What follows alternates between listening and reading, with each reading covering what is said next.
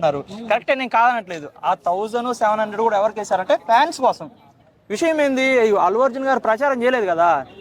అల్లు అర్జున్ గారు ఏం చేశారు, సీఎం గారు ఇప్పుడు వాళ్ళ డైరెక్టర్ వాళ్ళందరూ వెళ్ళి పర్మిషన్ తీసుకున్నారు మాకు టికెట్ రేటు పెంచాలని. వాళ్ళు వర్తబుల్గానే వాళ్ళకి ఆల్రెడీ గవర్నమెంట్ పర్మిషన్ ఇచ్చింది. విషయం ఏంటంటే ఇక్కడ ఎవరు డిమాండ్ చేయట్లేదు కదా. ఫస్ట్ షోకి నేను 700 పెట్టుకున్నా, 1000 రూపాయలు పెట్టుకున్నా, వచ్చి చూడండి నేను ఎవరినైతే డిమాండ్ అయితే చేయలేదు కదా.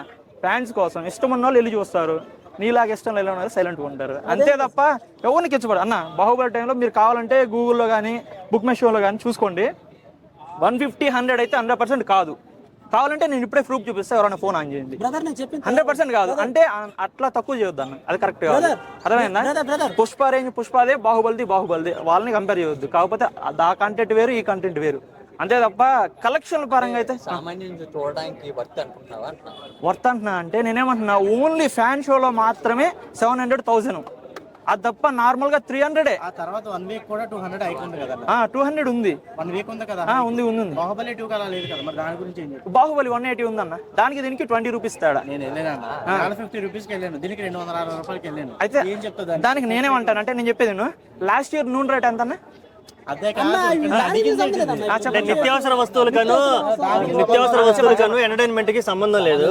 అట్లా కాదు నేను చెప్పేది అంటారా, అప్పుడున్న కల్చర్ వేరు. ఇంకో విషయం ఏంటంటే ఇయర్కి జిఎస్టీ పెరుగుతుంది, అర్థమైందా?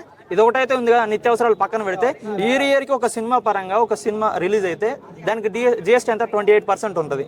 అది గ్రోత్ అయితే ఉంటుంది కదా. జిఎస్టీ అయితే ఇయర్లీ కనీసం 1%, 0.5% గ్రోత్ అయితే ఉంటుంది. జిఎస్టీ 28% ఉంది కదా అన్న. అంటే ఇయర్లీ వైజ్ గా పెరగదు, అది మామూలుగా ఒకసారి పెరుగుతుంది అంతేగాని అట్లాగా మామూలుగా ఇయర్లీ పెరిగేది ఏం కాదు జిఎస్టీ అన్న. 200 అంటే 100% వర్తబుల్లే, అదైతే కరెక్ట్. ఎందుకంటే సినిమాలో కంటెంట్ ఉందన్న, కంటెంట్ ఉంది కాబట్టి 200 1 వీక్ తర్వాత కూడా 100% వర్తబుల్లే. అది నిజంగా బాహుబలి 2తో కంపేర్ చేయొచ్చు అంటారు పుష్ప 2ని? బాహుబలి స్టోరీ వేరు, ఇది వేరుగా అన్న. ఇది ఒక స్మగ్లింగ్ పర్పస్, అది వేరు, అది రాజ్యాల కోసం.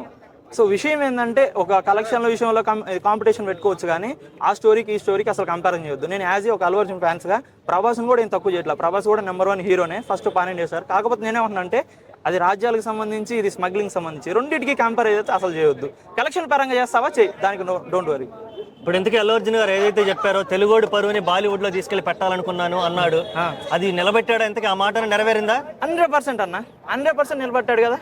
ఇప్పుడు 22 డేస్లో 1709 కోట్లు, first all time record. First ఒక ఇండియన్ పాన్ ఇండియా. ఇప్పుడు Prabhas already pan India star, నేను కాదనట్లేదు, కానీ కేవలం 22 డేస్లోనే 1709 కోట్లతోనే ఆల్ టైమ్ బ్రేక్ చేసిండు. నన్ను ఒక మాటలో చెప్పాలంటే ఇండియాని దగదగలాడించిండు, షేక్ చేసిండు అట్లా.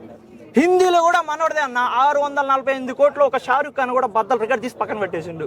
నెంబర్ 1 హీరో అని ఖచ్చితంగా తగ్గేదని కూడా మళ్ళా చెప్పుకోవచ్చు, దాంట్లో అయితే తిరగలేదు.